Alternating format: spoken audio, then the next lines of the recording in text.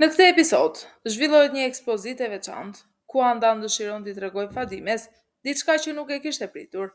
Mes veprave të ekspozuara ndodhet edhe portreti i Fadimes, një vepër që i vën të gjithë të pranishmit të ndalen dhe të admirojnë.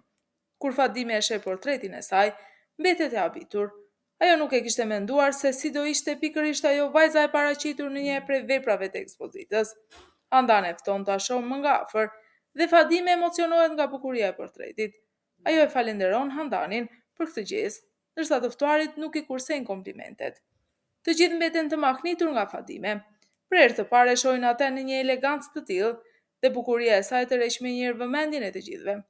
Por atmosfera e bukur ndryshon në mënyrë dramatike kur në ekspozitë shfaqet babai i Fadimes.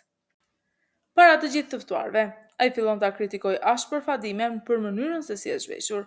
Fjalët e tij e vendosin Fatin në një situatë jashtëzakonisht të vështirë dhe të gjithë të pranishmit mbeten të shokuar nga sjellja e tij. Situata përshkallëzohet dhe Kenani ndryn menjëherë. Ai kërkon zotërisë të qetësohet dhe më pas urdhëron rojet që ta nxjerrin jashtë. Në mes të tensionit, Kenani pyet Fatin: "Ti e njeh këtë burr?" Kjo pyetje i rikthen Fatit në mendje një skenë të dhimbshme nga e kaluara. Ajo kujton momentin kur babai i saj, gjatë një bisede me mikun e tij, kishte thënë se nuk e njihte Fatin. Tani përballë Kenanit, Fatime vendos të bëjë të njëjtën gjë. Kur Kenan e pyet nëse e njeh atë zotëri, Fadime përgjigjet: "Nuk e njoh."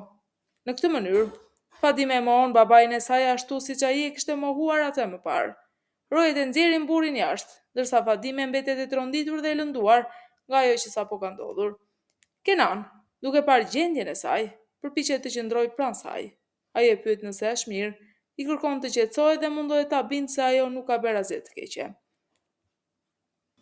Fati kërkon falje për atë që ndodhi dhe shpreh se ndoshta ajo të gjithë mund të mendojnë njësoj si Kenani, por Kenani nuk e gjykon.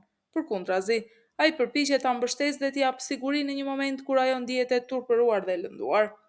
Kjo skenë sjell një përballje të fortë emocionale mes Fatit dhe babait të saj, ndërsa ndërhyrja e Kenanit tregon edhe një herë se ai është i gatshëm të qëndrojë pranë Fadimes në momentet më të vështira. Nga kjo skenë, mund të nxjerrim disa mësime të forta njerëzore dhe edukative. Respekti ndaj fëmijës nuk mund të mungojë kurrë. Prindi mund të ketë mendime të ndryshme për veshjen apo sjelljen e fëmijës, por poshtërimi dhe kritikat para të tjerëve nuk janë mënyra e duhur. Nuk mund të gjykojmë një person nga pamja e jashtme. Fadime shfaqet në ekspozitë elegante dhe të gjitha habiten nga bukuria e saj. Kjo tregon se shpesh kemi një perceptim të kufizuar për dikë, derisa e shohim në një situatë tjetër. Fjalët mund të lëndojnë shumë. Mohimi i babait ndaj Fadimes ka lënë një plagë emocionale.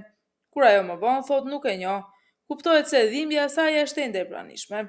Mbështetja në momente të vështira ka shumë vlerë. Kenan nuk e gjykon Fadimen, por përpiqet ta qetësojë, i qëndron pranë dhe e pyet nëse është mirë. Kjo tregon rëndësinë e të qenit pranë dikujt kur ndihet i turpëruar, i lënduar ose i tronditur. Konfliktet familjare nuk mund të zgjidhen me poshtërime publike, edhe kur ka probleme të mëdha brenda familjes. Përballja agresive para të tjerëve vetëm sa e përkeqëson situatën. Dinjiteti i njeriut duhet respektuar. Fadime pavarësisht situatës, meriton të trajtohet me respekt. Askush nuk duhet të ndihet i turpëruar para të tjerëve për shkak të veshjes, pamjes apo zgjedhjeve personale.